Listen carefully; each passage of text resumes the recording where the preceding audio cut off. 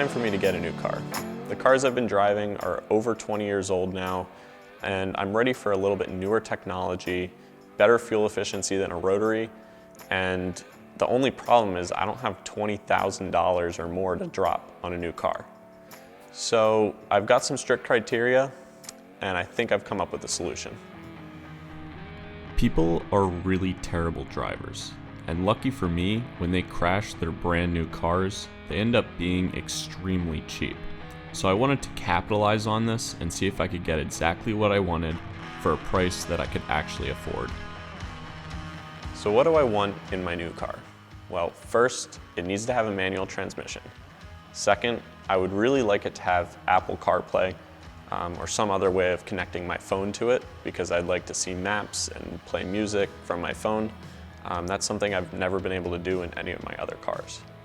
I also want it to have 4 doors and be a hatchback just for the practicality. I want it to be good on gas, get good gas mileage. I want at least a 20% increase over my rotary engine. I also want it to be fun to drive, and it needs to be easy to find parts for so I can get it fixed up. This is going to be my daily driver, and it needs to have common parts that I can find and get in a hurry if needed. Finally, my budget is about $7,000. So I'm going to try to target $7,000 for this whole package. So what I landed on was a Ford Focus ST. I also looked at the Fiesta ST, but I wanted a little bit more cargo space in case I needed to carry something that was pretty big. So now comes the search. I searched in a 250-mile radius from me for any Focus STs that went to Copart auctions. So the first thing to do is see what these cars are going at auction. So follow these cars, whatever you pick. For me, it was the Focus ST, and I had a list of every Focus ST, probably 10 or 12 of them, in the 250-mile radius from me. And I looked, and the first couple weren't quite exactly what I wanted. They were maybe a little older, had higher mileage, but you can get an idea of what they were going for and see what they're selling for, so you know about how much you're gonna have to bid and if it's gonna fit into your price tag. So what I did for a couple cars is just estimated just real quick how much I thought it would fix it, what my total would be, right around 7,000, and then go from there and then place my bid accordingly. So a lot of bids in the first couple cars I lost, and eventually I found one that I did win.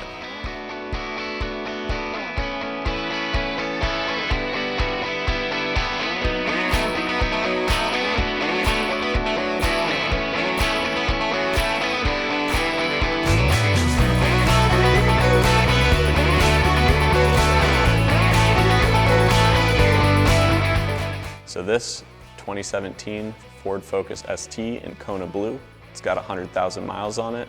It came with some front end damage and dings and dents in all 4 corners somehow, but I was able to pick it up for $2,300 and get started on the project.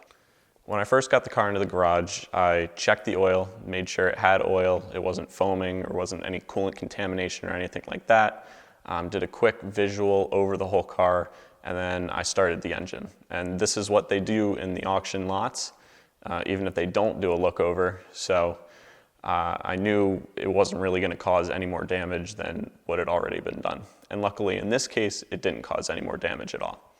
But I scanned all my diagnostic codes, saw that it was running really rough, and then I was able to start troubleshooting from there. Now, when you're rebuilding a car, you can cut costs if you're trying to flip it. But in my case, I knew this was going to be my daily driver, so I did a lot of maintenance on it while I was already working on it, such as doing wheel bearings, oil change, coolant. I changed every fluid, transmission fluid, just so I had a record of everything.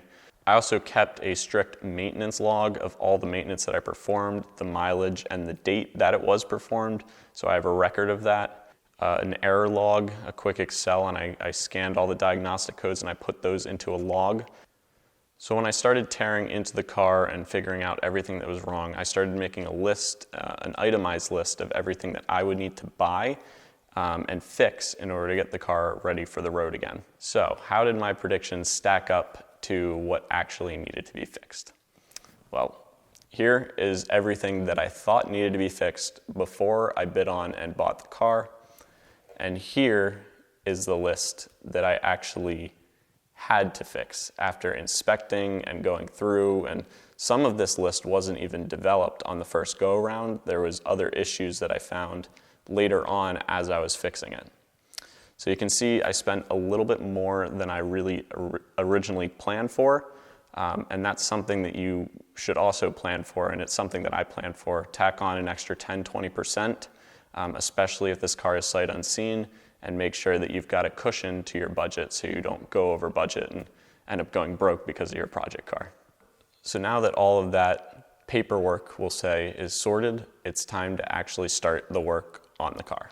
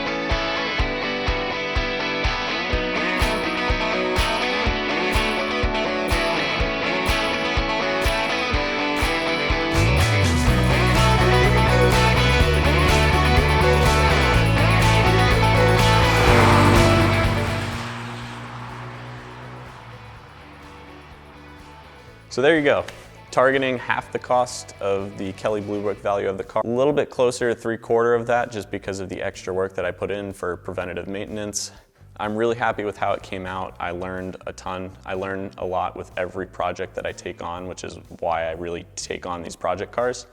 I learned a whole bunch about bodywork and painting. I'm still really terrible at it, but I've developed some of those skills and I hope to hone those later on in the future. In summary, the project took me about 4 months just working on weekends and occasionally on the weeknights.